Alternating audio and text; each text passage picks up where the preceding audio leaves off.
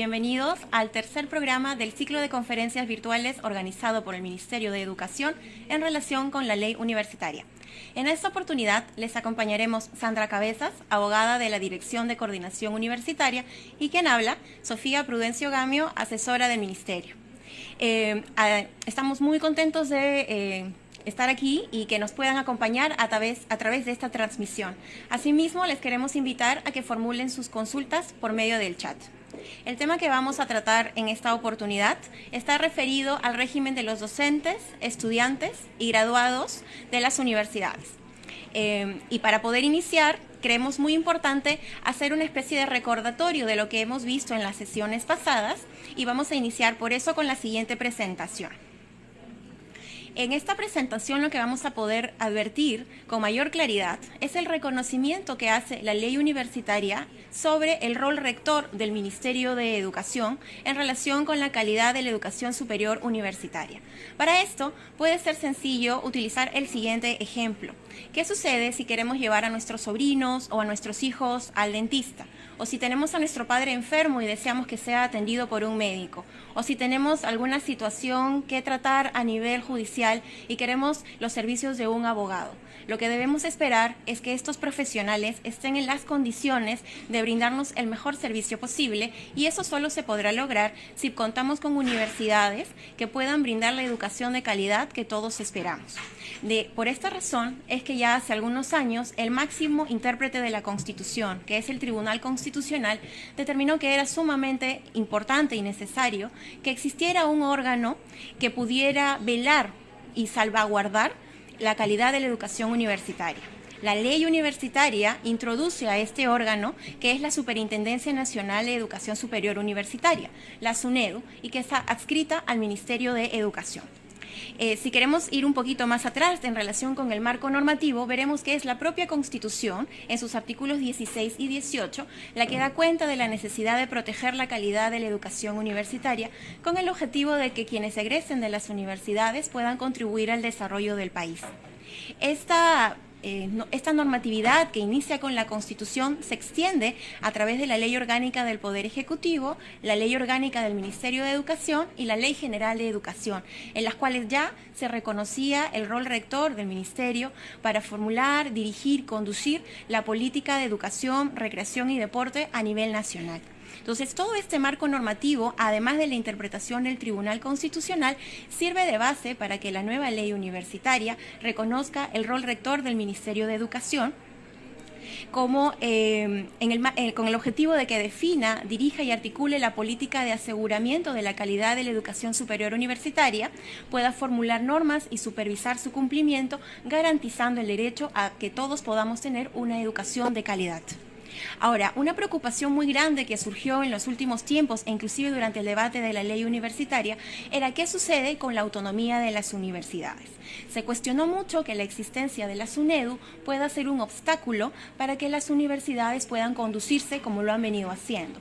Y lo cierto es que la ley universitaria establece un perfecto equilibrio entre ambos ámbitos. Por un lado, la rectoría para proteger la calidad universitaria y por otro lado, el derecho que tienen los promotores de las universidades y el Estado mismo de poder brindar carreras universitarias al mercado. Entonces, esto se grafica de la siguiente manera según podemos ver en la diapositiva. La rectoría la ejerce el Minedu como garante de la educación universitaria. La ley universitaria reconoce esta rectoría en su artículo 1, pero también reconoce la autonomía de las universidades.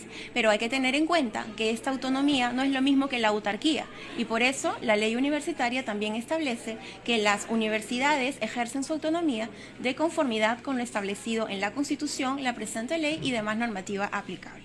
Entonces, como podemos apreciar, lo que sucede en este caso es que se encuentra una perfecta convivencia entre la rectoría que se le ha concedido al Ministerio de Educación y la autonomía que ostentan las universidades, sean estas públicas o privadas. Esa trilogía, digamos, busca, como ya hemos comentado hace un minuto, que podamos nosotros tener la confianza de que contrataremos con profesionales de calidad en el futuro, que nuestros hijos podrán también hacerse de un buen trabajo que les permita sobresalir y avanzar, y esto a la vez generar riqueza no solo para las familias, sino también para el Estado en su conjunto. Era necesaria que la rectoría de esta institución denominada SUNEDU, del Ministerio, y que exista este órgano llamado SUNEDU para poder llevar a cabo este objetivo. Ahora, pasando al tema que corresponde que sea tratado en la sesión de hoy, ustedes pueden apreciar que son 3 los puntos que vamos a abordar: el tema de los estudiantes, el tema de los docentes y el de los graduados. Entonces, para comenzar con esta parte, yo le cedo la posta a Sandra Cabezas. Buenas tardes. Vamos a empezar viendo el tema de los estudiantes, que está dentro de la ley universitaria en el capítulo 9.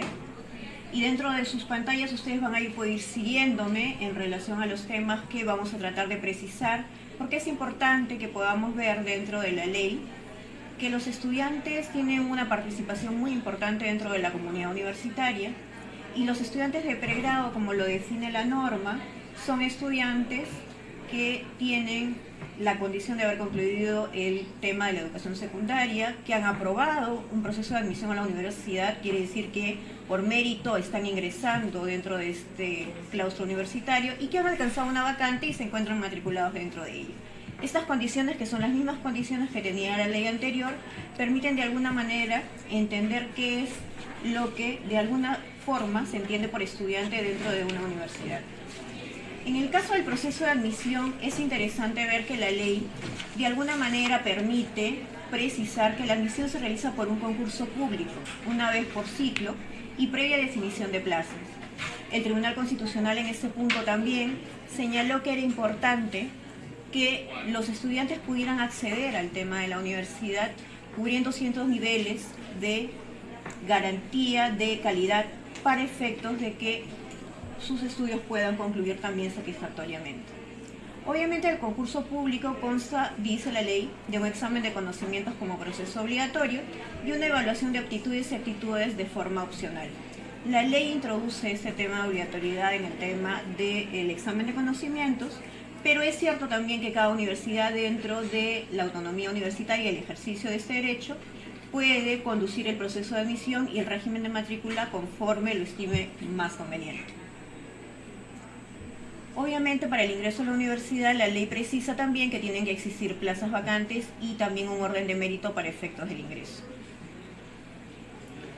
En el tema de las vacantes, que la ley de alguna manera determina que las universidades tienen que tener para efectos de poder ingresar nuevos estudiantes, se amplía un poco el panorama y obviamente también el tema de las excepciones. Si bien es cierto, la mayoría de estudiantes ingresan por el tema del concurso público, muchos también van a poder hacerlo a través de excepciones de la ley, y en el caso de la ley universitaria que nos convoca, se ha incluido también el tema de los deportistas destacados acreditados por el IPD, que también van a pasar por un examen especial, y los becados por los programas deportivos de alta competencia en las universidades privadas societarias. Las personas con discapacidad, que tienen derecho al 5% de las vacantes ofrecidas en cada universidad, también es una prioridad que la ley está tomando, y obviamente que se acompaña con el tema de la política del Estado en función a la inclusión de estas personas. La ley señala también el tema de algunas condiciones para el tema de los estudiantes o el ingreso para los estudiantes dentro de los claustros. Señala que las personas que hayan sido condenadas, por ejemplo, por el delito de terrorismo o apología al terrorismo, están impedidas de postular a las universidades públicas. Señala también que para ser considerado un estudiante regular, tengo que estar matriculado por lo menos en 12 créditos como mínimo. Y la enseñanza de las universidades se precisa que es gratuita, la cual está garantizada para la primera carrera, quiere decir para la primera carrera que ellos siguen en el pregrado.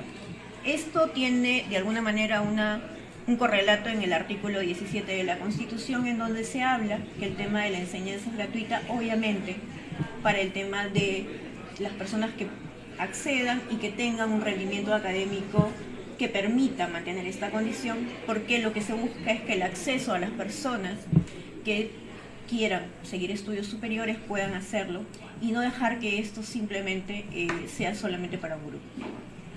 Cuando hablamos del tema de la matrícula condicionada, que fue uno de los temas que de alguna manera creó una polémica de repente cuando se estuvo discutiendo la ley, se precisa que el estudiante que desapruebe una materia 3 veces será separado temporalmente de la universidad por el periodo de 1 año. Luego de ello, dice la ley, se podrá matricular solo en la materia desaprobada. Y si desaprobara ya por 4ª vez, será separado definitivamente de la universidad. Eso no impide que el estatuto cree una figura o contemple una figura mucho más, distinta o mucho más fuerte, y que la separación definitiva, por ejemplo, sea al desaprobar la 3ª vez, ¿no? Esta es una práctica que en las universidades, tanto privadas como públicas, se ha venido dando, no necesariamente por el tema de la aprobación de esta ley, y que de alguna manera trata de asegurar el tema de la del tema del mérito y también de la calidad dentro de la universidad en el rango que puedan tener los estudiantes. En el tema de derechos de estudiantes, la ley precisa algunos que estamos viendo también en pantalla, y entre los que están más resaltados dentro de la misma transparencia, tenemos 4, que son el de la gratuidad de la enseñanza en la universidad pública, que de alguna manera refuerza el tema de lo que la condición de la Constitución señala, para efectos de que las personas puedan formarse y acceder a un empleo luego de la formación. Obviamente el tema de la expresión de las ideas de manera libre, sin que esto pueda ser sancionado dentro de la universidad, es una condición básica para el tema de que el estudiante pueda acceder a una educación que lo forme no solamente como persona, sino también como ciudadano, y que permita también su participación no solamente dentro de la universidad, sino también fuera de la sociedad. El tema de solicitar reserva de matrícula por razones de trabajo, de cualquier naturaleza, que de alguna manera permita que yo pueda suspender mis estudios a efectos de que pueda continuar después. Acceder a escalas de pago diferenciados en universidades privadas, que busca de alguna manera también un tema de inclusión y de tratar de que las personas puedan ingresar sin importar la condición a las universidades, sea por la calidad y por las materias que ofrecen. En el tema de lo que son representantes estudiantiles, y que también ha sido un tema como que polémico, que ha generado algunas discusiones en relación a los requisitos que se piden dentro de la norma, podemos ver que piden ser estudiantes de la universidad, o sea, estudiantes regulares, haber cursado el ciclo anterior, pertenecer al tercio superior, tener 36 créditos académicos aprobados por lo menos, y no tener sentencia judicial, ¿no? La mayoría de requisitos han sido los requisitos que han estado ya en la ley anterior. Obviamente siempre se ha buscado que el tema de la pertenencia a la universidad esté presente dentro de los que van a ser representantes de la universidad.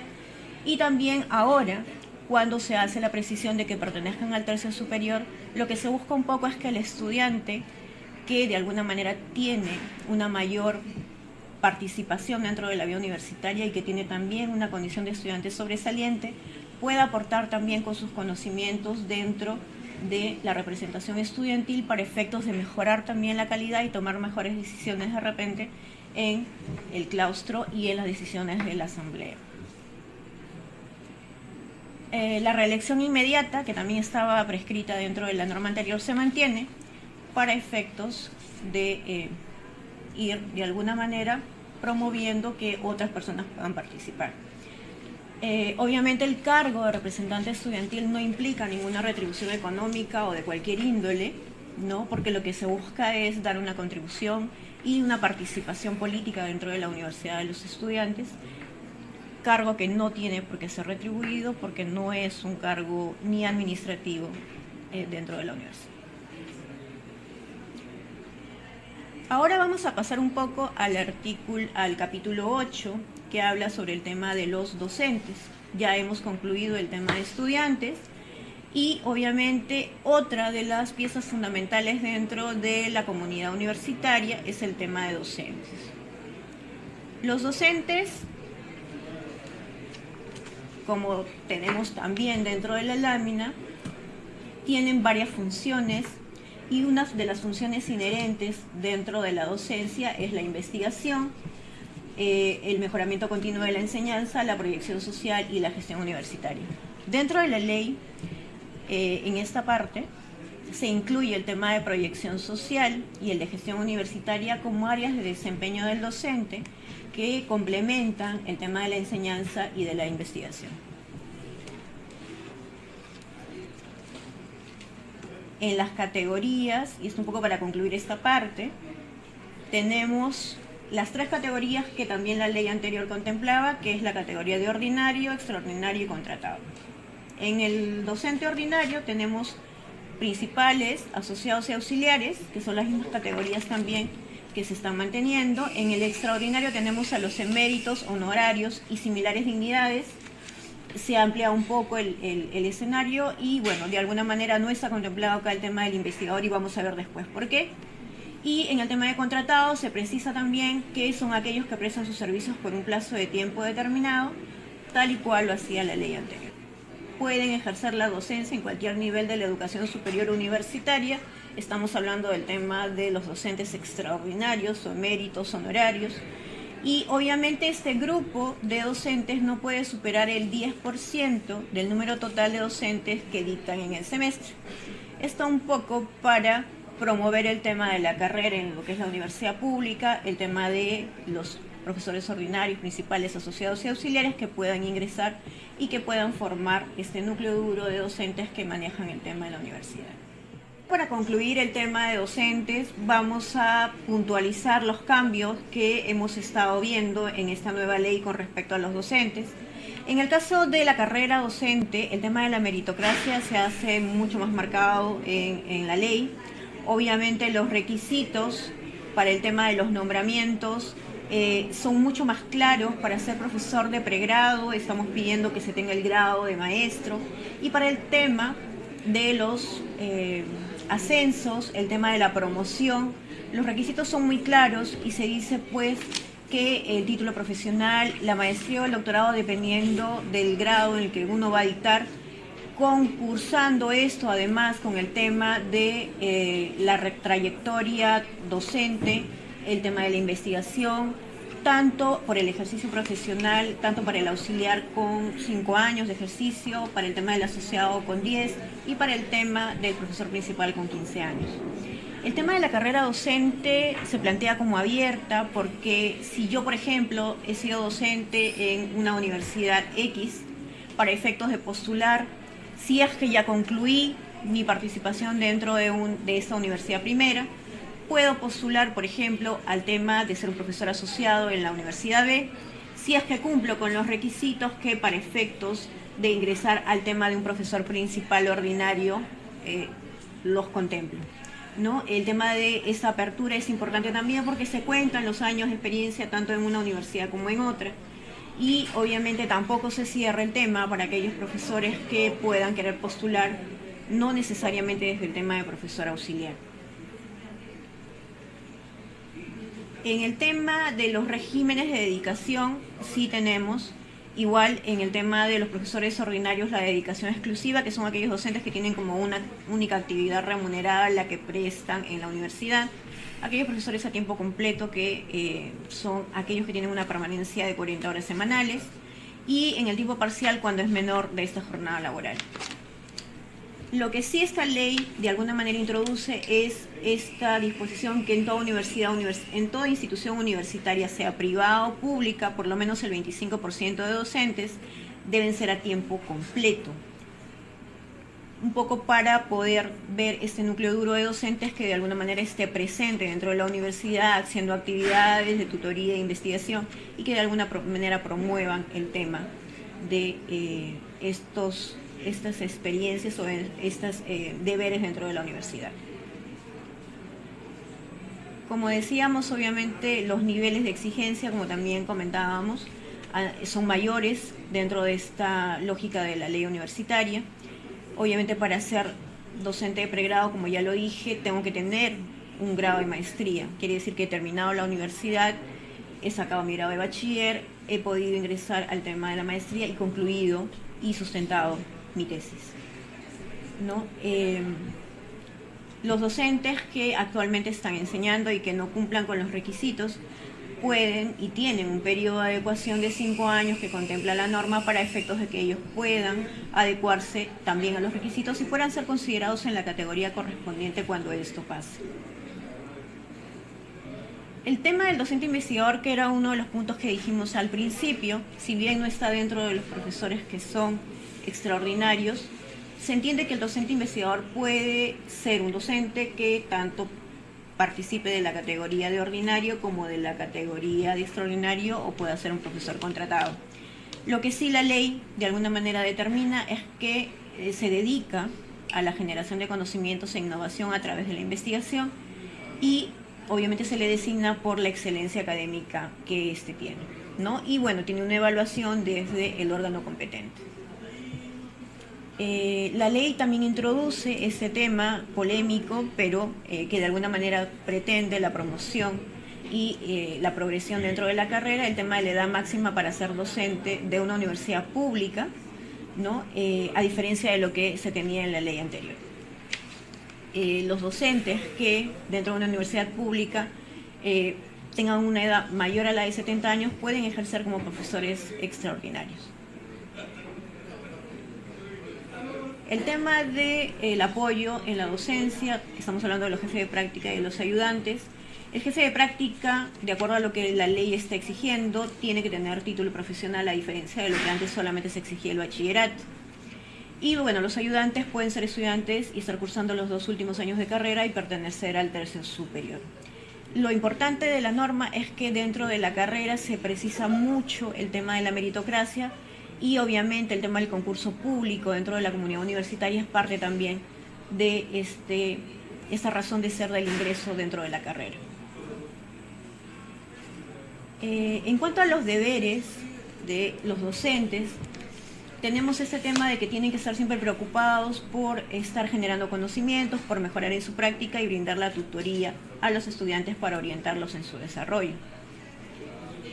En el tema de los derechos, esta norma contempla el tema del ejercicio de la libertad de cátedra como un derecho del docente, por lo mismo que es una de las grandes conquistas que se tuvieron en las últimas reformas en los temas universitarios.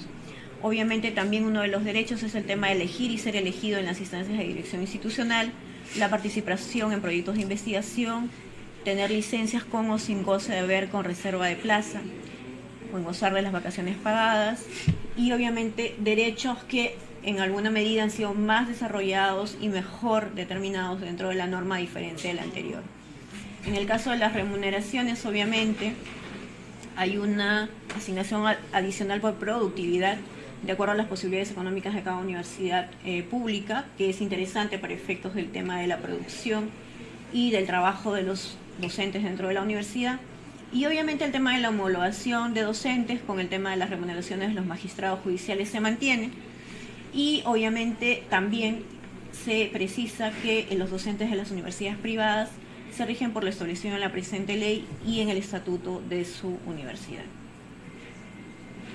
Ahora vamos a pasar un poco al tema del capítulo 10, que es el tema de graduados, y para eso Sofía nos va a apoyar para efectos de comprender mejor lo que está planteado. Sí, muchas gracias, Sandra. En relación con los graduados, vamos a identificar cambios bastante fuertes en relación con la anterior ley universitaria. ¿Qué es lo que podemos apreciar en la diapositiva? Hay una definición un poco más amplia en relación con los graduados y además se reconoce la posibilidad de que los graduados se organicen en una asociación. Entonces, ¿qué es lo que nos dice la nueva ley universitaria? Que los graduados son todos aquellos que han culminado sus estudios en una universidad y que han recibido el grado correspondiente, lógicamente luego de haber cumplido los requisitos académicos exigibles. Se reconoce que los graduados entonces forman parte de la comunidad universitaria y, como mencionábamos, que pueden asociarse para convertirse de esta manera en un ente consultivo de las autoridades de la universidad.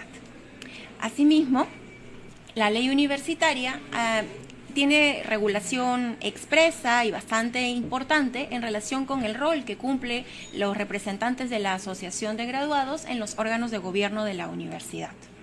¿Qué requisitos se exigen para esta asociación de graduados? En primer lugar, que debe someterse a la normatividad del Código Civil que rige a las asociaciones, debiendo registrarse con no menos del 10% de los graduados en los últimos 10 años.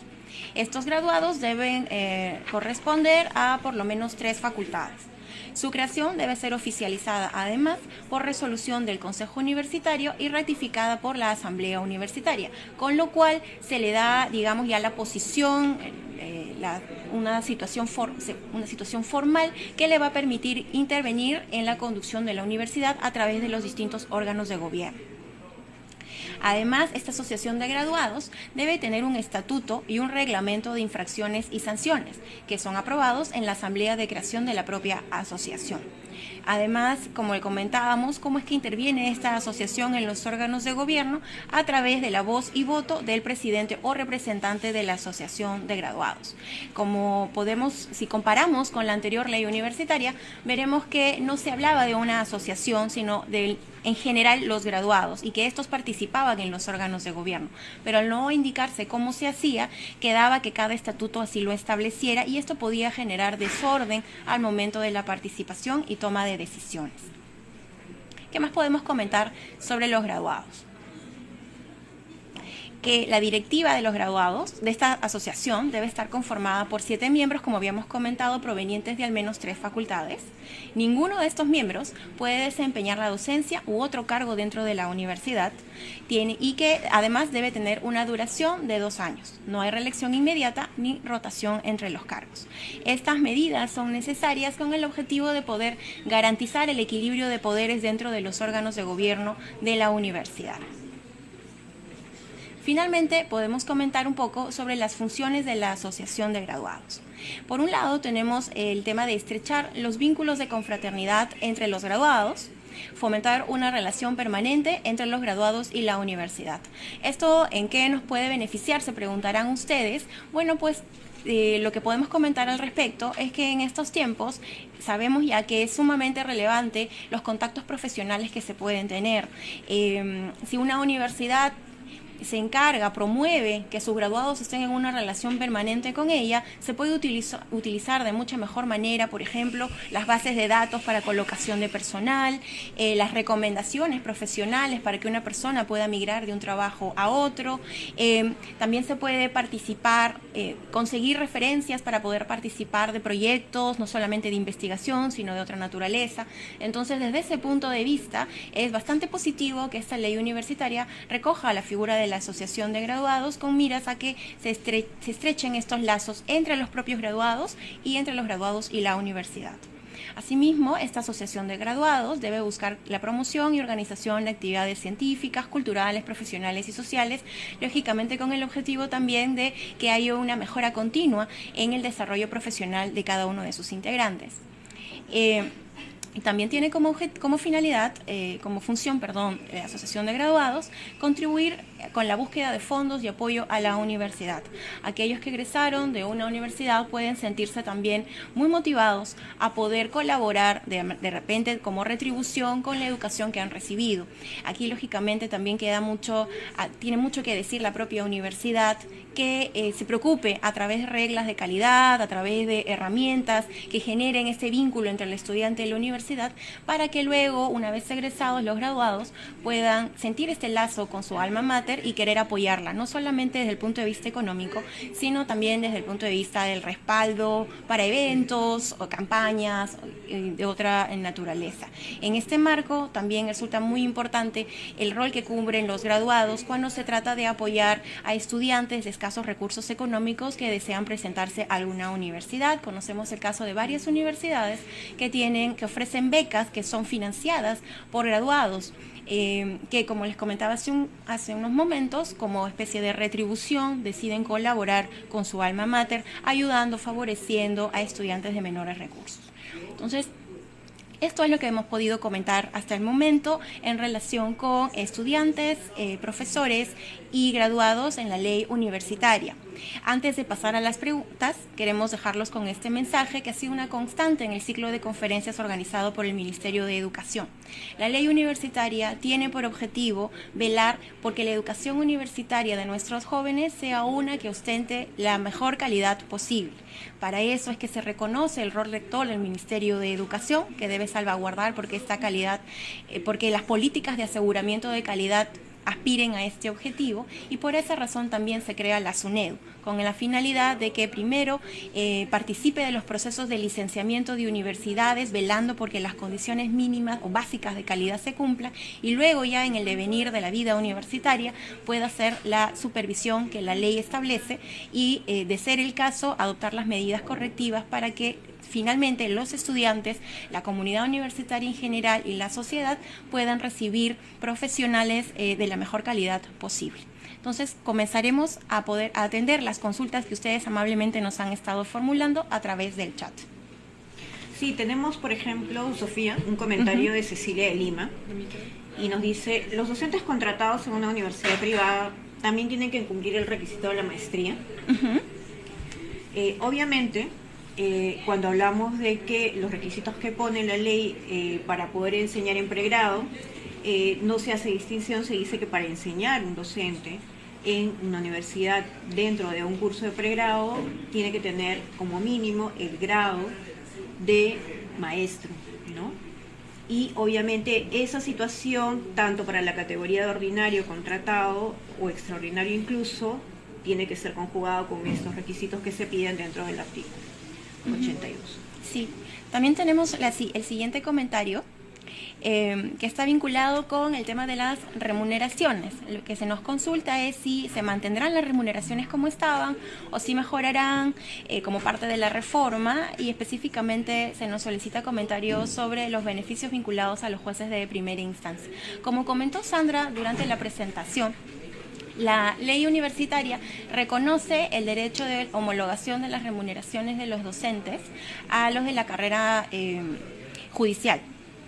Desde ese punto de vista, esa norma tiene que ser cumplida y se tiene que velar porque las remuneraciones de los docentes puedan sujetarse a este tipo de categoría. Eso lo podemos apreciar en el artículo 96 de la ley. Ahora, lógicamente hay que diferenciar las remuneraciones del sector privado, que se rigen conforme a la normativa aplicable. También es un dato muy importante el hecho de que la ley universitaria establezca que se pueden pagar asignaciones por productividad. Entonces, ¿qué es lo que se requerirá en este caso? Que los estatutos de las universidades consideren esta posibilidad y establezcan el procedimiento correspondiente. Tenemos también... Solamente me gustaría, Sandra, comentar que esto también es una novedad en relación con los docentes investigadores. Como la ley universitaria, a diferencia de la anterior, le pone mucho énfasis al tema de la investigación, lo cual era bastante lógico, se establece que aquel docente que se dedica a la investigación tiene una bonificación especial del 50% de sus saberes totales. Esto nuevamente con la idea de fomentar la investigación en las universidades y continuar con la generación de conocimiento. Sandra. Sí, te quería comentar que hay un comentario también de Julieta que tiene que ver un poco con el tema de este porcentaje del 25% de docentes a tiempo completo, ¿no? Dice: ¿en cuánto tiempo mi universidad debe tener el 25% de docentes a tiempo completo? Obviamente en las disposiciones finales y complementarias hay procesos de adecuación o tiempos del proceso de adecuación tanto en la universidad pública y privada. Obviamente cada universidad tiene que ir adecuando sus estatutos, sus reglamentos internos para efectos de que esta situación se pueda ir dando, aparejada obviamente también al tema de los 5 años que se tiene para que los docentes puedan ir de alguna manera adquiriendo los grados o los títulos que la ley esté exigiendo para efectos de cumplir cada uno de los requisitos en las categorías, ¿no? Entonces es un tema progresivo y paulatino que cada universidad va a ir midiéndolo de acuerdo a las disposiciones que la ley está trayendo. En el marco de la propia autonomía universitaria, ¿verdad? Claro, exacto. Es un tema muy importante, ¿no? También tenemos este comentario de parte de Antonio. Nos consulta: ¿para qué una asociación de profesionales si ya existen los colegios profesionales? Entonces, tu pregunta es muy importante para poder establecer una diferenciación.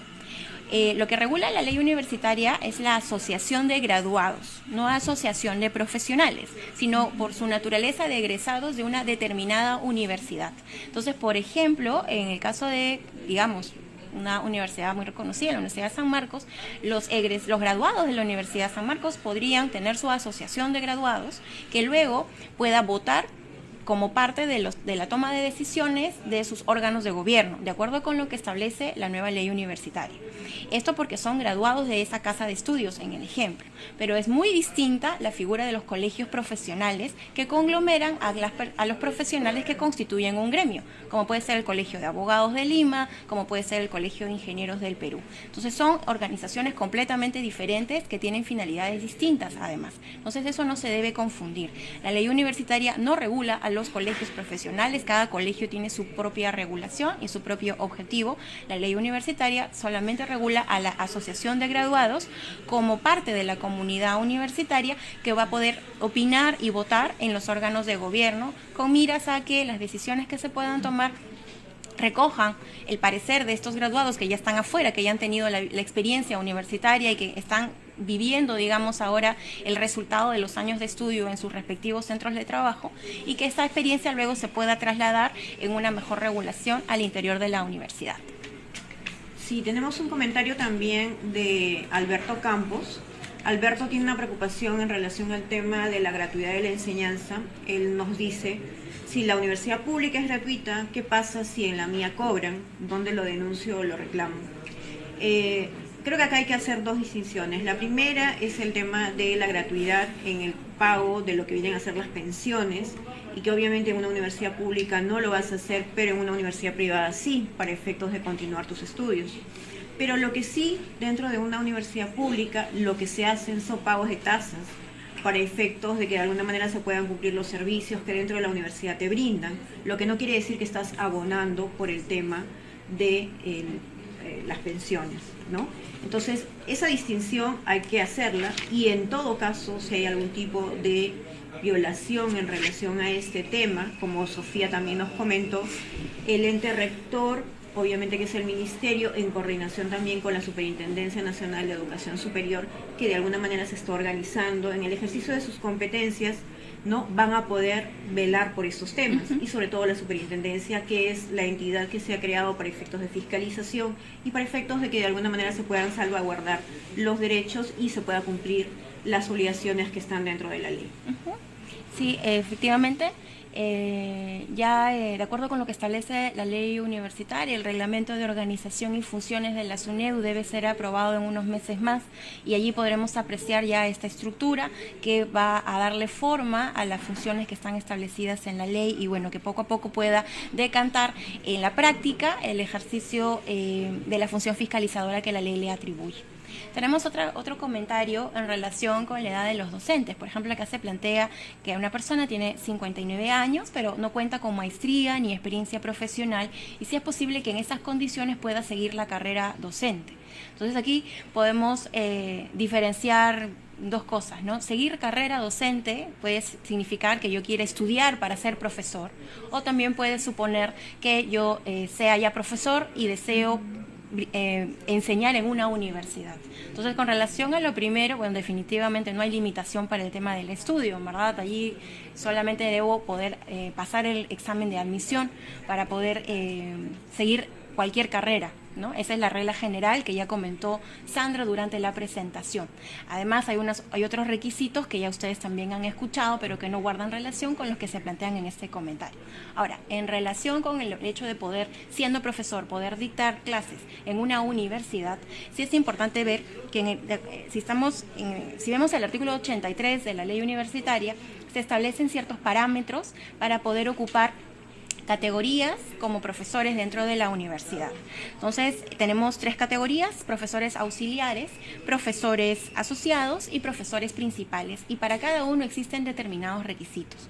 Entonces, la edad no es un requisito para poder entrar a dictar a una universidad, pero sí tenemos que tener en cuenta que no podríamos, si no tenemos ninguna experiencia o, por ejemplo, no tenemos doctorado, no podremos considerarnos como profesores principales. ¿no? Ahora, es importante que cada quien analice su situación particular y la coteje con lo que está establecido en el artículo 83 de la ley universitaria. ¿Sí? Sandra, ¿tienes otra pregunta? Sí, tenemos un comentario de Luis Méndez, y él habla un poco del asesoramiento gratuito para la tesis de bachillerato y pregunta si este tema es para todas las universidades, incluyendo las privadas, ¿no?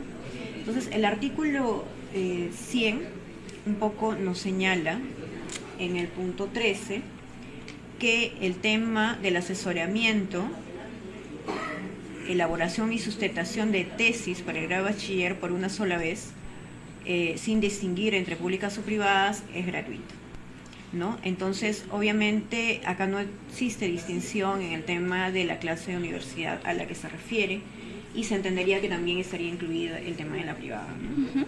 Ok, tenemos otro comentario de Antonio, según el cual que él dice lo siguiente, ¿no? Escuché que la ley no va a tener reglamento, y si es esto verdad. Bueno, en efecto, la ley universitaria no requiere de un reglamento emitido por el Ejecutivo que desarrolle su contenido. Lo que va a suceder es que cada universidad debe darle contenido al marco establecido por la ley universitaria a través de sus estatutos. Ese precisamente es el reflejo, la materialización de la autonomía universitaria. Si el Poder Ejecutivo emitiera un decreto supremo diciendo cómo es que se tiene, por ejemplo, que pagarle a los docentes en una universidad privada, eso sería una intromisión a la autonomía universitaria, que es precisamente lo que la ley no permite. Entonces, desde ese punto de vista, no habrá un reglamento de ley universitaria. Lo que habrá es el desarrollo de la ley a la realidad de cada universidad, traducida en sus estatutos. Un tema distinto es el reglamento de organización y funciones de la SUNEDU, que eso también está establecido en la ley universitaria, que debe ser aprobado dentro de 90 días de publicada la ley. Eso se viene ya trabajando a cargo de la comisión que ha sido ya designada por el Ministerio de Educación. En su momento será presentado para que sea aprobado conforme a la normativa aplicable. Pero en nada este reglamento de organización y funciones no es un reglamento de la ley universitaria, el que, como ya hemos comentado, no existe per se, la ley universitaria se desarrollará a nivel de los estatutos de las universidades. Sí. Y también tenemos un comentario de Lucía Pérez. Lucía nos comenta que es deportista acreditada en el IPD y su inquietud es, bueno, tengo ingreso directo a la universidad, a cualquier universidad, y efectivamente la ley no hace distinción de si tienes que tener solamente acceso a una pública o una privada. Lo que se quiere es que de alguna manera se promueva el tema del deporte dentro de la universidad en general como una política, y obviamente parte de ese tema también tiene que ver con la inclusión de este porcentaje o excepciones para los temas de los deportistas acreditados por el IPD, ¿no? Efectivamente es una de las excepciones que la ley está incluyendo y que de alguna manera permite que personas como Lucía, por ejemplo, puedan ingresar a la universidad y mantener su régimen también como deportista para efectos de poder continuar con esta práctica, ¿no? Entonces, sí, en efecto, no hay ningún tema de distinción, ¿no? Ok, también tenemos un comentario en relación con cuánto tiempo debe transcurrir para que una universidad tenga el 25% de sus docentes a tiempo completo, que es una exigencia que es introducida por la ley universitaria, como hemos escuchado en la presentación de Sandra.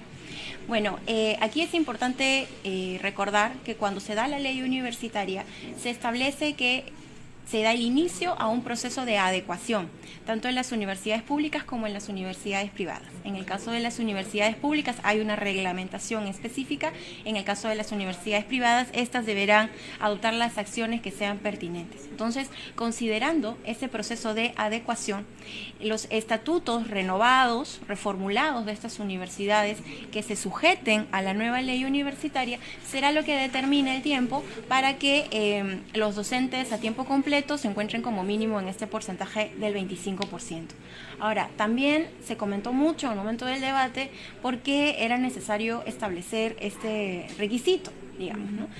Y aquí, nuevamente, lo que habría que recordar es cuál es el objetivo de la ley, ¿no? De garantizar en la medida de lo posible la calidad de la educación que se brinda a los usuarios del servicio, que no solamente, por ejemplo, en el caso de las públicas, por no pagar, pueden estar expuestos a recibir educación de baja calidad.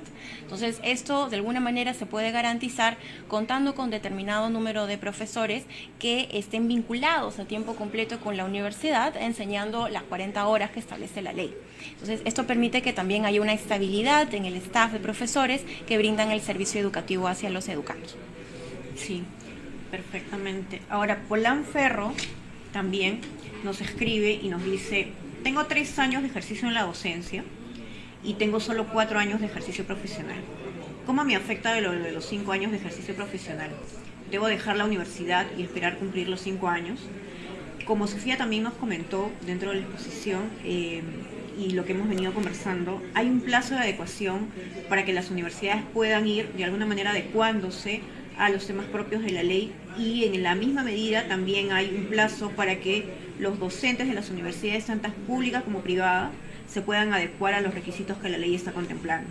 La tercera disposición complementaria transitoria señala claramente que los docentes que no cumplan con los requisitos a la entrada de la vigencia de la presente ley tienen hasta 5 años para adecuarse a esto. Entonces, habría un margen por el cual tú puedes adecuar este tema y de alguna manera tratar de permanecer en la universidad para efectos de que puedas regularizar esta situación. Tenemos un comentario de Sergio en relación a si la ley universitaria también afecta en los procesos de admisión. Como comentó Sandra durante la presentación, hay unos parámetros que se establecen para el proceso de admisión. Son parámetros generales. Los podemos encontrar en el artículo 98 de la ley universitaria.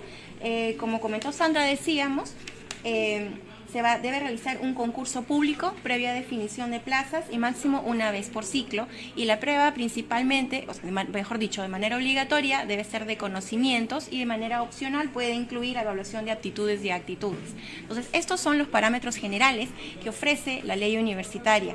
El detalle, las características del examen, la forma como se da el examen, si de manera virtual, de manera presencial, en una sede, en varias sedes, en qué fechas, en general, todo ese tipo de detalle será desarrollado por cada universidad en el marco de la autonomía universitaria. Hasta allí no entra, digamos, la regulación de la ley, pero sí estos parámetros básicos que se han considerado pertinentes para poder asegurar que, digamos, haya un nivel adecuado del estudiante al momento de ingresar a la universidad, que le permita asimilar toda la educación de nivel superior esperada. Tenemos un comentario también de Edgar, y Edgar nos señala que él ha realizado su maestría oficial a distancia y un poco la inquietud que tiene es si se puede desempeñar como docente universitario. Cuando la ley habla de los requisitos, y es un poco lo que decíamos, para el ejercicio de la docencia en el artículo 82, te señala que es obligatorio poseer el grado de maestro para la formación en el nivel de pregrado. No señala el tema de la presencial o que tiene que ser a distancia o un porcentaje en algún campo. Esto, de alguna manera, no tiene una restricción. Obviamente podría entender que la maestría oficial a distancia también puede ser considerada. Lo que hay que tener en cuenta es el tema de la promoción en la carrera docente, porque en el artículo 83, cuando hablamos ya del tema de cómo ir ascendiendo, si es que hablamos de una universidad pública, para ser profesor auxiliar, obviamente también recalca el tema de maestro y los 5 años en el ejercicio, pero cuando vas ascendiendo para el tema del profesor asociado y al principal, en el principal sí se requiere, por ejemplo, el grado de doctor en el mismo, que debe ser obtenido con estudios presenciales. Esa es la única precisión que se habla dentro de la norma para efectos de estudios de grados como la maestría o el doctorado. Gracias, Sandra. Mira, por aquí tenemos un comentario de César que nos consulta sobre los docentes nombrados que nunca han realizado ejercicio profesional, y la pregunta va en el sentido de si continuarían en la universidad. Bueno, aquí habría que hacer, creo, dos comentarios, ¿no? Uno, con relación a el ejercicio de la docencia es ejercicio profesional. Entonces, si se manifiesta que una persona es docente nombrado, es porque ha venido trabajando como profesor en la universidad, esto es ejerciendo su profesión. Entonces, por ese lado, este señor sí tendría, digamos, propiamente sí ha ejercido la profesión.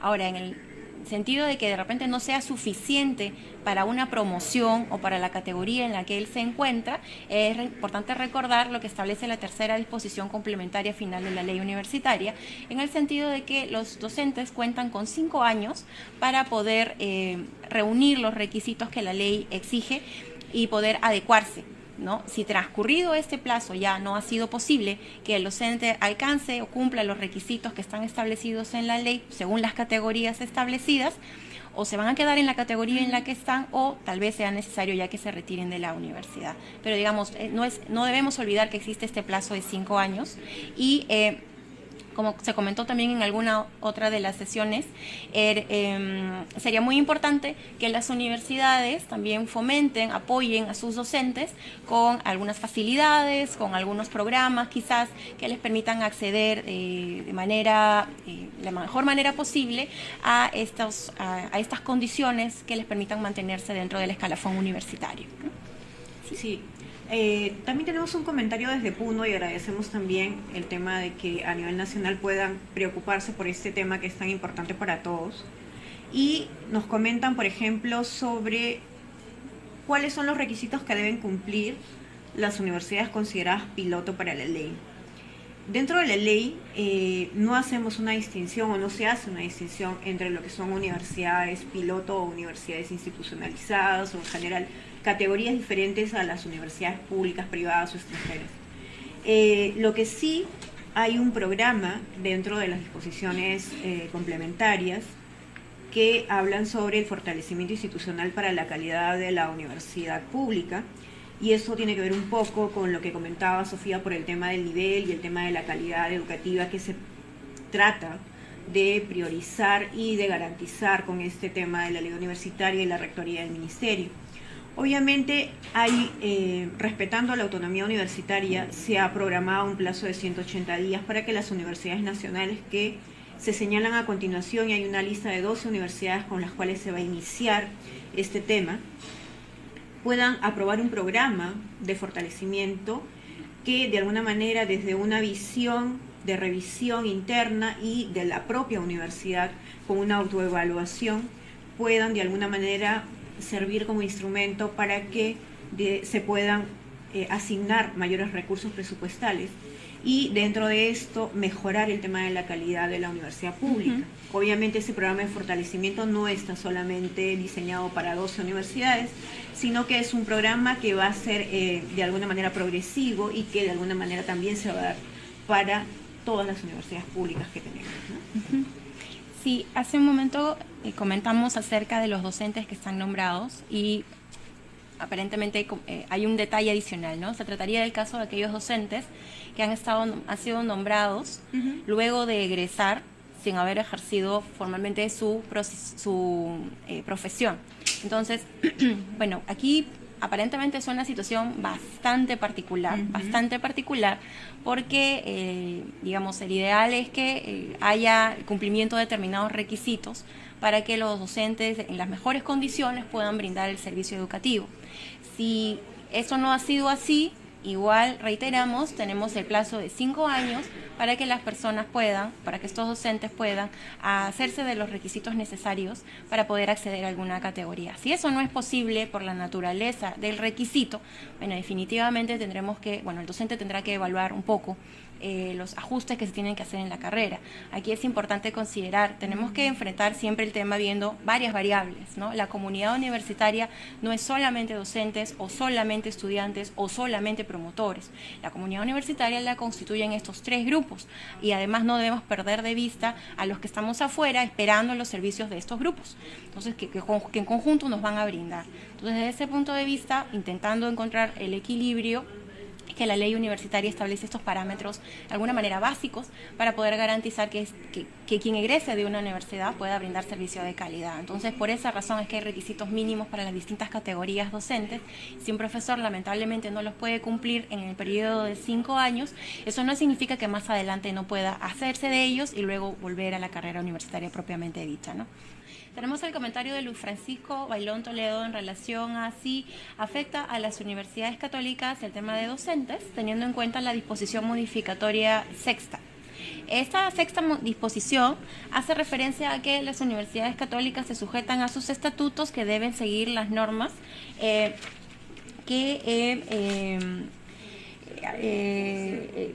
conforme a lo establecido en la ley y en el acuerdo entre la Santa Sede y la República del Perú, ¿cierto? Esto es lo que establece la sexta disposición, pero no hace ninguna referencia a que tengan una naturaleza particular las universidades católicas, solamente habla sobre la sujeción de sus estatutos a un marco normativo muy especial.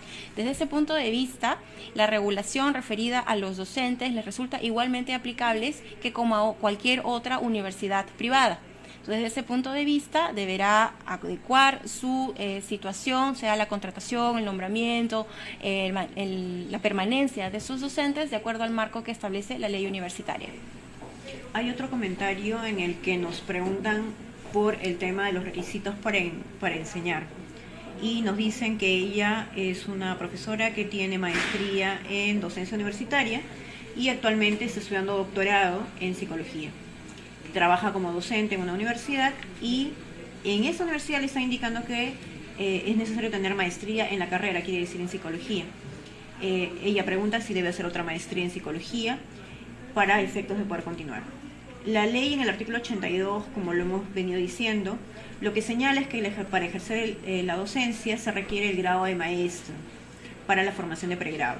No indica que deba ser de la misma especialidad o de la carrera en la cual está desempeñándose, pero obviamente también hay que tener en cuenta que las universidades en el tema de la autonomía universitaria y dependiendo de cómo adecuan sus estatutos pueden ingresar requisitos adicionales.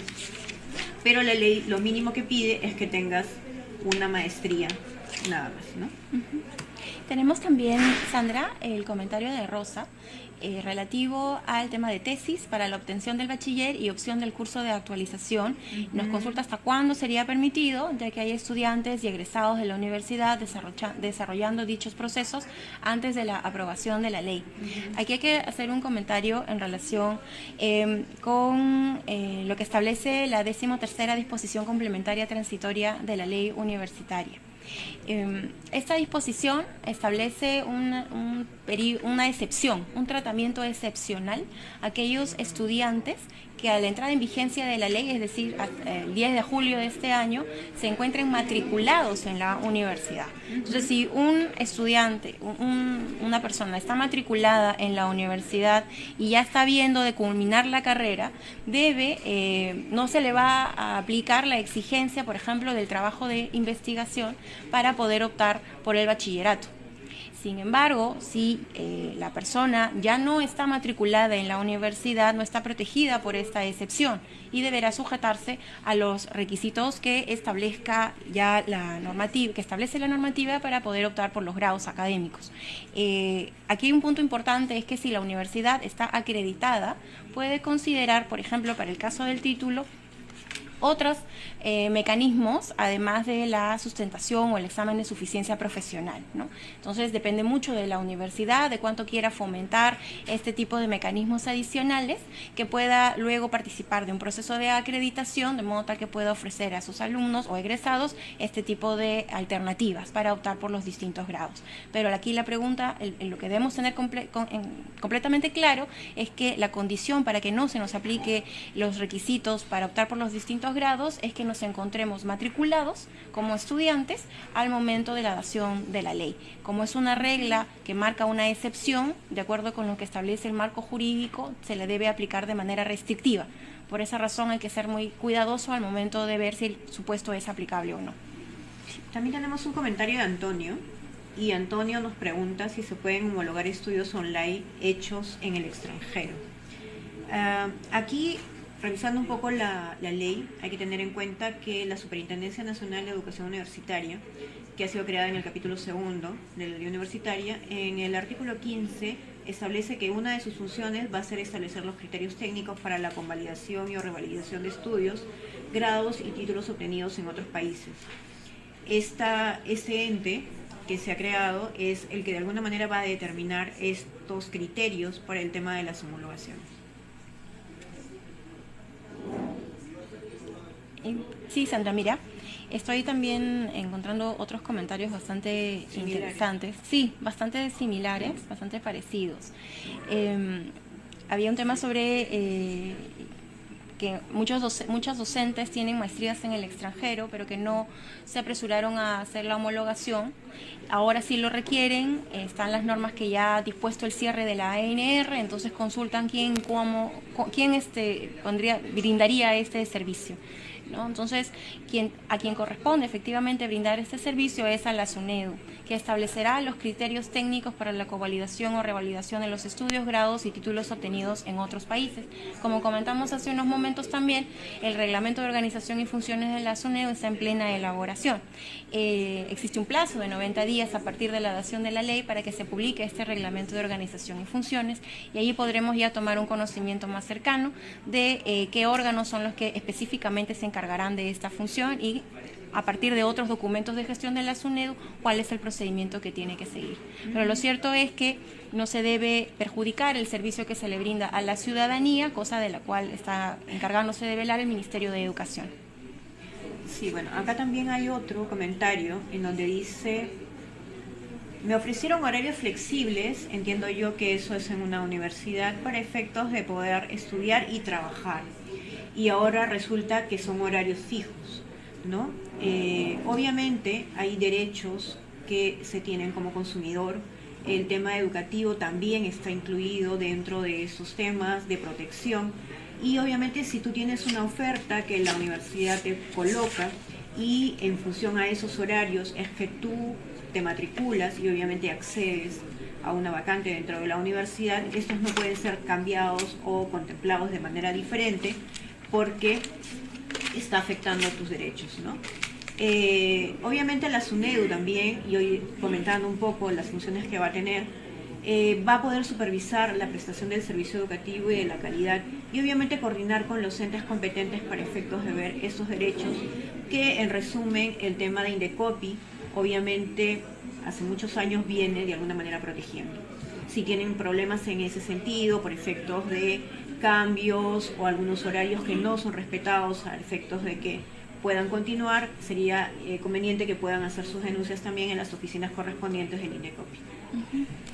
Hay otra consulta bastante parecida a la que comentamos hace un momento en relación a cómo sería el caso de los bachilleres que vienen laborando y que tenían, antes de promulgada la ley, más de 3 años de experiencia laboral y deseaban titularse por experiencia profesional. Entonces, para esto es importante ver que, de acuerdo con el artículo 45.2 de la ley universitaria, para optar por el título profesional se requiere el grado de bachiller y la aprobación de una tesis o trabajo de suficiencia profesional. Eso es lo que señala la actual ley universitaria, que las universidades acreditadas pueden establecer modalidades adicionales a estas últimas. Entonces, desde ese punto de vista, la ley tal cual no reconoce la figura de la obtención del título por experiencia profesional, que debe ser una modalidad que en el mercado seguramente brindaban varias universidades hasta antes de la adopción de la ley universitaria.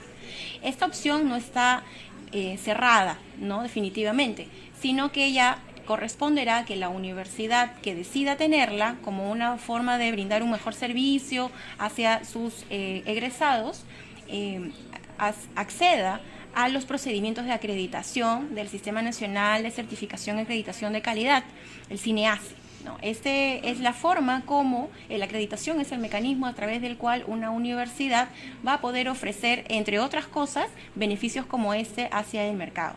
Esto con el objetivo de promover, como ya hemos comentado a lo largo de la presentación, y que el servicio que brinden las universidades tenga la mejor calidad posible.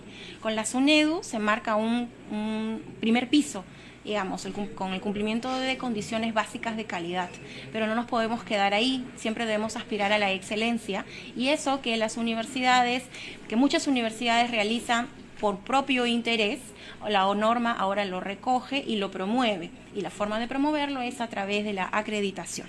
Entonces, una universidad acreditada sí podría considerar a la experiencia profesional como un mecanismo para poder optar el título profesional. Pero si ese no es el caso, solamente se puede recurrir a los 2 requisitos que establece el 45.2, el trabajo de suficiencia profesional o la tesis, según lo que establezcan los estatutos de la universidad. No debemos olvidar que, según la 13ª disposición complementaria, no aplican estos requisitos para los estudiantes matriculados a la fecha de dación de la ley. Tenemos un comentario de Ana Ana nos dice, reciban mi cordial saludo, y pregunta cuál es la edad límite para trabajar en la universidad y qué pasa con los profesores que tienen edad avanzada y no están actualizados para seguir ejerciendo la docencia. Como habíamos explicado, Ana, la universidad pública tiene un límite de 70 años para que los profesores puedan ejercer la docencia y también cargos administrativos. Es lo que te dice el artículo 84 en el cuarto párrafo. En el tema de la universidad privada no señala esto mismo, pero lo que sí, obviamente, la universidad, como también hemos explicado, tiene 3 categorías de docentes, que son los docentes ordinarios, los docentes extraordinarios y los docentes contratados. La restricción viene para el tema de los docentes ordinarios en el tema de la edad, pero obviamente un docente, de acuerdo a las normas y los reglamentos de la universidad, puede ser contemplado como un docente extraordinario, sea emérito, honorario, pasado los 70 años, y esto le permite igual ingresar para poder tener el ejercicio de la docencia.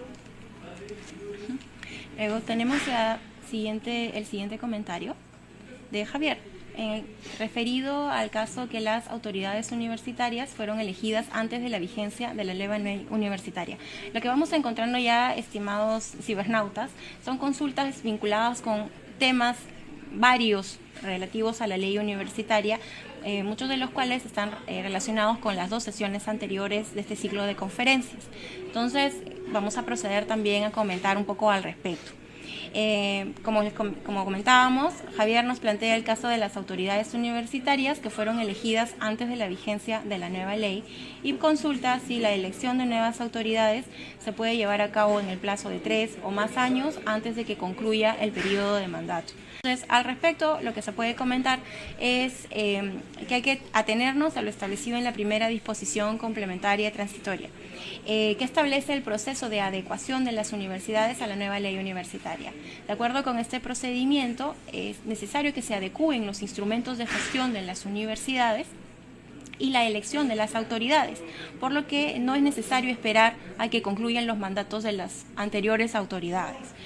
De esta primera disposición complementaria establece los plazos para que en el caso, por ejemplo, de las universidades públicas, se conforme el comité electoral que elija a la comisión estatutaria y la cual a su vez elaborará los estatutos, temporalmente regirá la universidad con miras a que ya se elija de forma definitiva a las nuevas autoridades.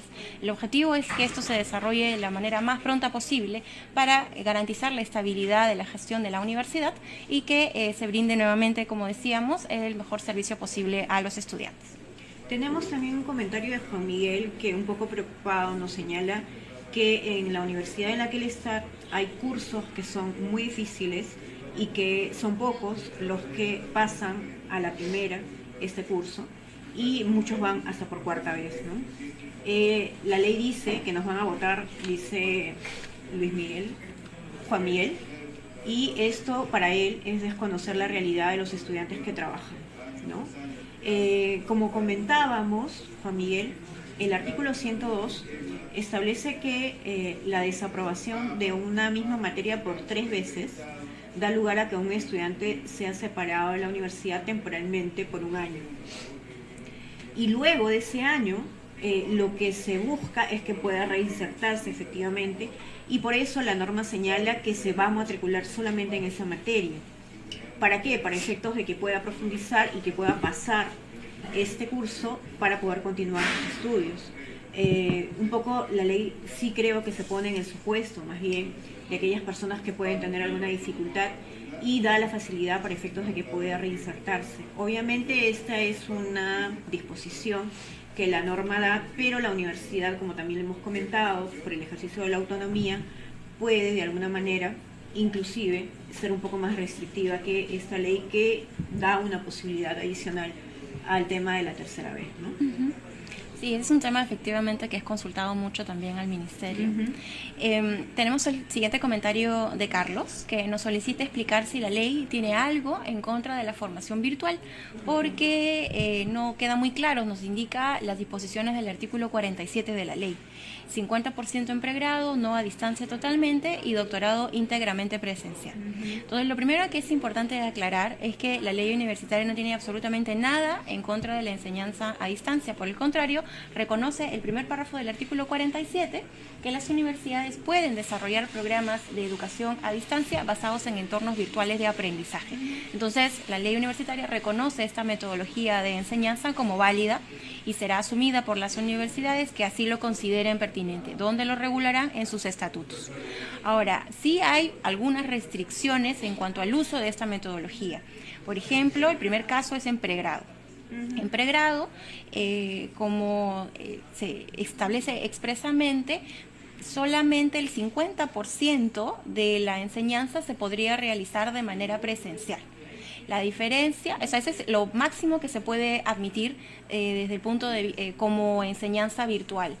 Y esto entendemos con el objetivo de que haya la experiencia universitaria, de que los estudiantes puedan experimentar la vida universitaria al asistir a las aulas, al estar en contacto con los órganos de gobierno, entre otras tantas situaciones que se presentan cuando uno físicamente asiste a la universidad.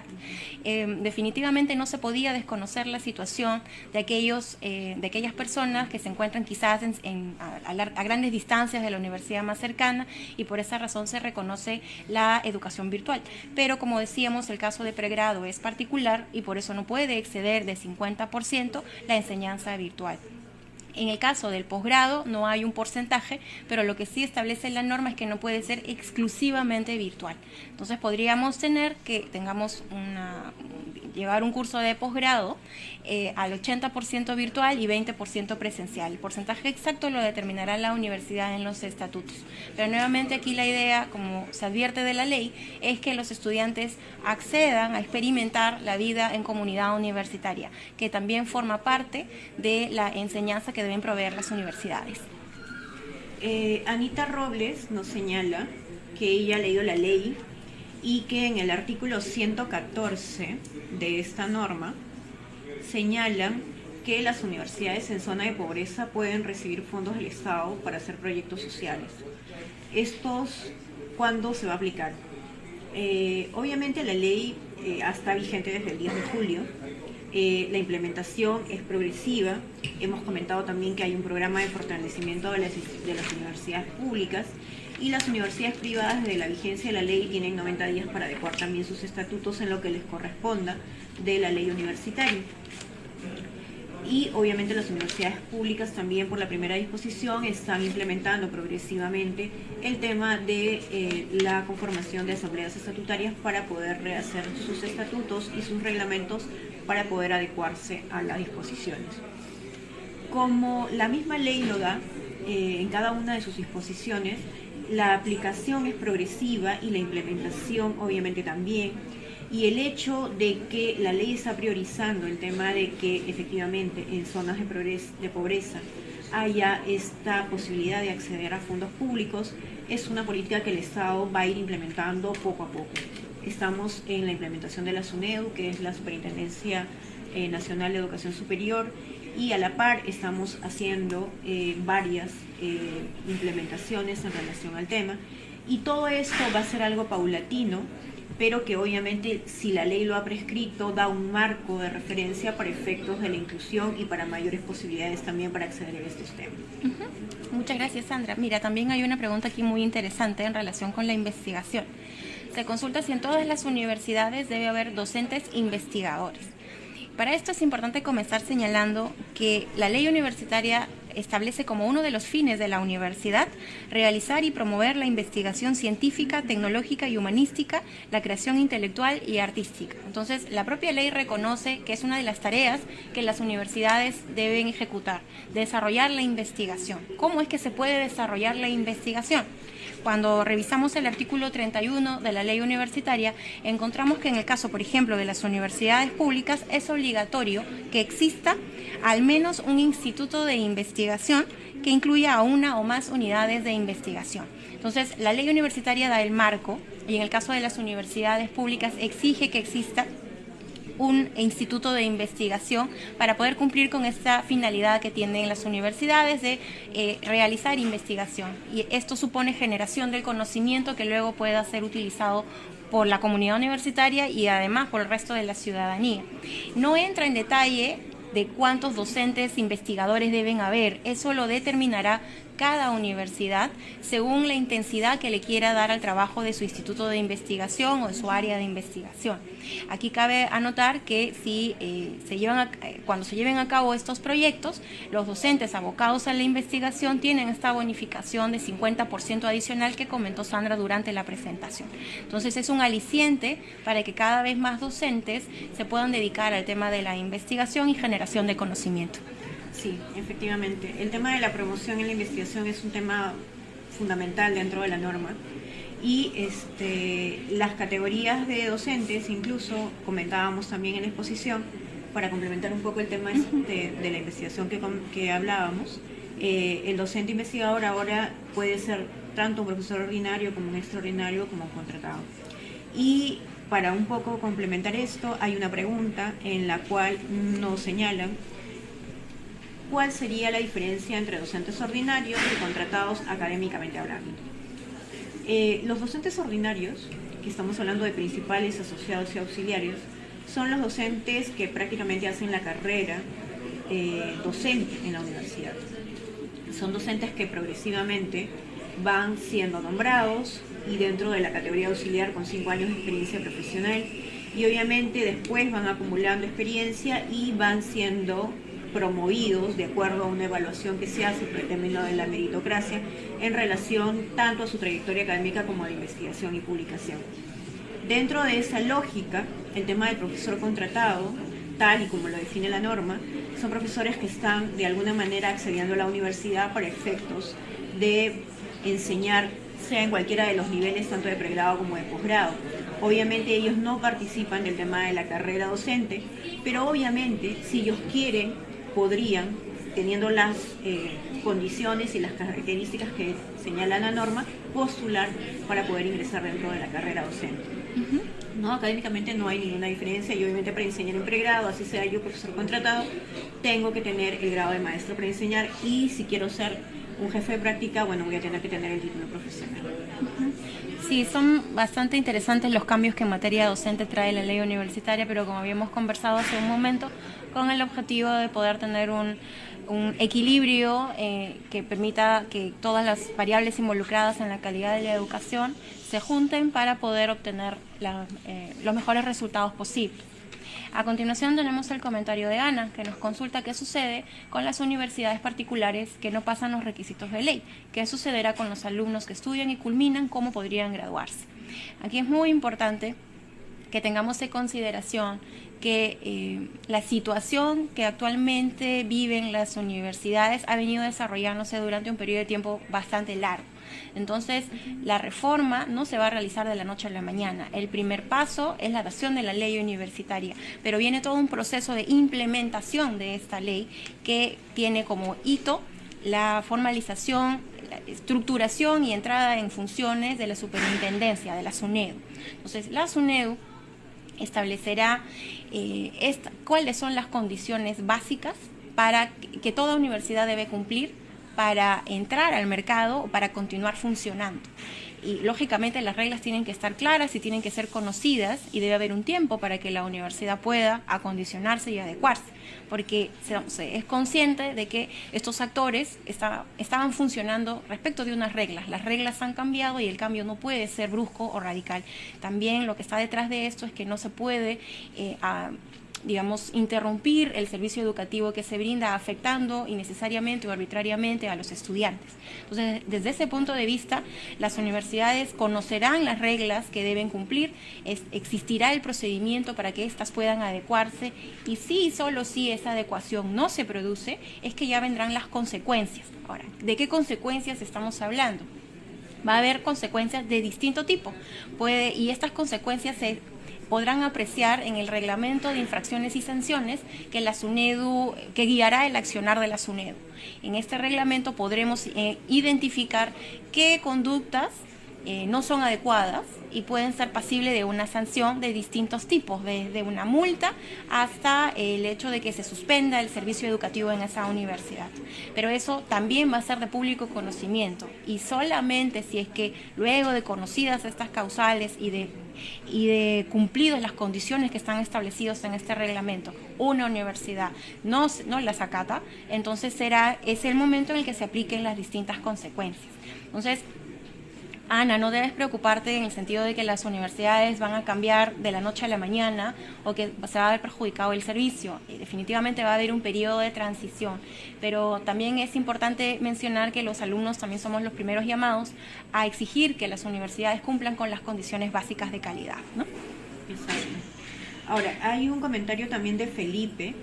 Felipe nos pregunta, ¿la carrera docente es solo para universidades públicas? ¿En las privadas cómo es? ¿No? Conforme al artículo 122, las universidades privadas están sujetas al artículo 80 y al artículo 82, en donde señala las categorías de docentes, por lo que los docentes de las universidades privadas sí están comprendidos en una carrera docente. Obviamente los requisitos del artículo 80 y 82 lo que nos señalan es cuáles son los requisitos para el ejercicio de la docencia, y la docencia la puedes ejercer tanto en una universidad pública como en una universidad privada. El tema del artículo 83 es el que habla propiamente del tema de la promoción y de la carrera docente. Y obviamente la carrera docente se entiende como parte de la carrera pública dentro de las universidades, valga la redundancia, pública. Lo que sí hay que tener en cuenta es que los docentes, para efectos del ejercicio en las universidades privadas, tanto por las categorías que se puedan constituir en cada uno de los estatutos, como se ha venido haciendo desde la aplicación de la ley anterior, los docentes serán calificados tanto como docentes principales, docentes asociados y docentes auxiliares, tal cual lo contempla la norma ahora en el tema de los docentes ordinarios. En esa situación, obviamente, si habían docentes que estaban considerados dentro de la universidad, dentro de la categoría de docentes ordinarios, cumplen con los requisitos que señalan los artículos 80 y 82 de la ley. Y obviamente cumplen con todos los requisitos tanto de grado como de experiencia profesional para efectos de poder ser contratados en esas categorías. Y por eso es que la ley, cuando habla de el periodo transitorio de 5 años para las universidades, no hace distinción y habla de universidades públicas o privadas, porque los requisitos para el ejercicio de la docencia van tanto para una como para otra. Muchas gracias, Sandra. Mira, nuevamente un comentario interesante de parte de Romina en el sentido siguiente. Dice que uno de los derechos de los docentes es recibir facilidades de los organismos del Estado para acceder a estudios de posgrado. ¿Cuáles son esas facilidades y cómo es que se pueden enterar? Entonces, lo primero que cabe señalar es que la ley universitaria reconoce en el artículo 88.6 que los profesores tienen derecho a recibir facilidades de los organismos del Estado para acceder a estudios de especialización o posgrado. Entonces, la generación de estas facilidades no está regulada en la ley universitaria. Específicamente no se dice qué organismo ni de qué tipo de facilidades estamos hablando, pero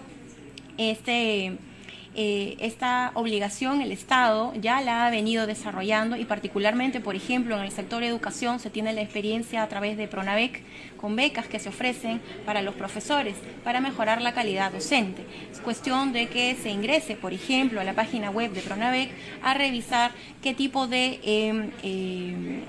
programas ellos están en posibilidades de financiar a través de becas o a través de créditos educativos, y ese es un mecanismo como el Estado también permite o facilita el acceso de los docentes a la especialización. Asimismo, también el fondo que administra Concitec también ofrece posibilidades para los docentes en temas de investigación, desde el punto, o sea, que se presenten individualmente o de manera colectiva.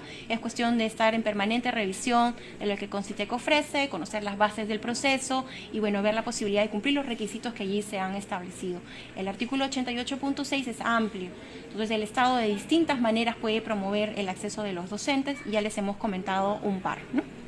Sí, hay un comentario también de un joven universitario que nos señala que él ha sido representante estudiantil, pero que ahora en la ley se señala que debe pertenecer al tercio superior, ¿no? Él lo que señala es que él tiene la experiencia suficiente, y que obviamente ya ha participado en estos temas dentro de la universidad y que siente que con la ley se está limitando su derecho de alguna manera, ¿no? El primer párrafo del artículo 103 sí efectivamente establece que deben pertenecer al tercio superior, por lo que ese requisito que marca la norma se encuadra dentro de los demás que tienen que ser cumplidos para efectos de ocupar el cargo que tú ya ocupaste de representante estudiantil, ¿no? Si bien es cierto, cuando hablábamos un poco de la lógica de la ley universitaria, la idea es mejorar el tema del acceso y de la calidad dentro de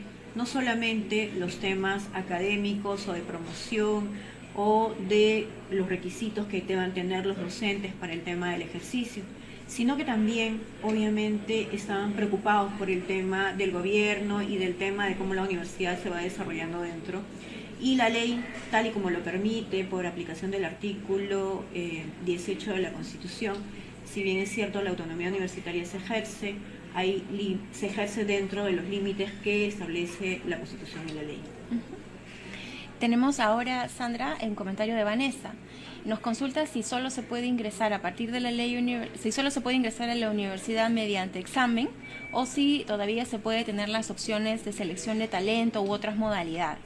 Como comentó Sandra durante la presentación, el examen de admisión debe ser de conocimientos en forma obligatoria. Opcionalmente se pueden añadir evaluaciones de aptitudes o actitudes en donde pueden encajar, por ejemplo, la selección por temas de talento. Pero lo que sí establece o introduce la ley universitaria es que el examen de admisión obligatoriamente tiene que tener su componente de evaluación de conocimientos. Como excepciones, digamos, al dar este examen de admisión, el artículo 98 establece una lista cerrada que Sandra también comentó durante la presentación. Quienes no se sujetaban al número de vacantes eran los titulados o graduados, quienes han aprobado por lo menos 4 periodos lectivos semestrales o 2 anuales o 72 créditos, los 2 primeros puestos de orden de mérito de las instituciones educativas de nivel secundario de cada región en todo el país, los deportistas destacados, que es una forma de selección de talento pero traducida hacia el deporte, acreditados como tales por el IPD, los becados por los programas deportivos de alta competencia y las personas con discapacidad quienes tienen derecho a una reserva del 5% de las vacantes ofrecidas en sus procedimientos de admisión. Entonces, esos son los casos especiales en temas de admisión. Aquí, como comentábamos, en relación a lo planteado por Vanessa, lo obligatorio es prueba de conocimientos. Opcionalmente, una universidad, en el marco de esa autonomía, puede establecer evaluaciones de otro tipo, pero siempre debe haber prueba de conocimientos en el examen de admisión. Sí, y bueno, para terminar esta ronda y pasar al resumen, tenemos un comentario de Teresa. Teresa dice que la ley respecto a la contratación de docentes no señala el tema de que se tengan que pagar para postular para ser docente. Ella dice que esto del pago se da en las universidades privadas y pregunta si eso también sucede en las estatales.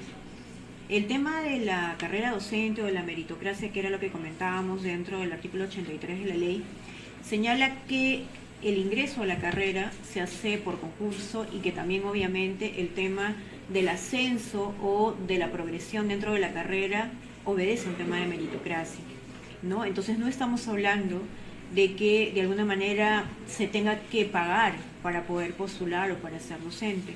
La idea es que si uno tiene las competencias y los requisitos que exige la norma para poder postular, sea para jefe de práctica o sea también para efectos de un profesor auxiliar e ingresar en el tema de la carrera, o de lo contrario pasar de una carrera de una universidad a otra y cuenta con los requisitos, puede postular, no tiene necesidad de pagar, y eso es tanto para la pública como para la privada. Ok, Sandra. Bueno, entonces ya es momento en que pasemos al resumen de la presente sesión. Lo que hemos tratado el día de hoy es el tema relativo a estudiantes, docentes y graduados. Dentro de las cosas más saltantes y que además han salido a relucir a través de sus consultas por medio del chat, son estas modificaciones que inciden en la calidad universitaria, como por ejemplo el hecho de que el 25% de los docentes deba encontrarse a tiempo completo en una universidad, lo que, como comentábamos, nos daba la idea de una mayor estabilidad en la función docente que garantice una educación también más estable hacia los estudiantes. Por otro lado, encontrábamos mayores niveles de exigencia académica al haberse eliminado el bachillerato automático, pero ojo que, como habíamos comentado también, esta condición no resulta aplicable a los alumnos que se encontraban matriculados al momento de la dación de la ley. Los que ya estaban terminando la universidad, aún matriculados, continuarán con los procedimientos que conocieron al momento de su inscripción. Asimismo, ya hemos comentado también de que ningún curso puede desarrollarse 100% a distancia, pero esto no significa que la modalidad no se pueda utilizar. La ley universitaria reconoce la enseñanza virtual y desde ese punto de vista solamente debemos atender a los porcentajes que establece la norma para el caso de pregrado, por ejemplo, que es del 50%. También comentamos a través de sus consultas sobre los beneficios para el estudiante, va a tener acceso al asesoramiento para efectos de las tesis, por ejemplo, su participación en los órganos de gobierno y además el caso de las asociaciones de graduados, que también ya tienen una presencia formalizada a través de un representante en asamblea universitaria y consejo universitario. Esto con el objetivo de que también su experiencia pueda formar parte del quehacer universitario, ¿no? Entonces, dicho eso, nosotros queremos agradecerles mucho la atención que nos han brindado el día de hoy. Ha sido muy importante contar con sus comentarios. Asimismo, queremos invitarlos a la cuarta conferencia que se desarrollará el próximo miércoles, en la que se abordará el tema nuevas disposiciones de la ley universitaria respecto del gobierno de la universidad pública y la universidad privada. Estará a cargo de Juan Antonio Treyes, director de coordinación universitaria, y de Eduardo García, jefe de asesoría jurídica del Ministerio de Educación. Cualquier consulta, pregunta, pueden por favor formularla al correo que debe estar apareciendo en pantalla en estos momentos. El Ministerio de Educación estará muy grato de poder brindarles la respuesta. Finalmente, de parte de todo el equipo, nuevamente muchas gracias por su atención. Muy buenas tardes. Buenas tardes.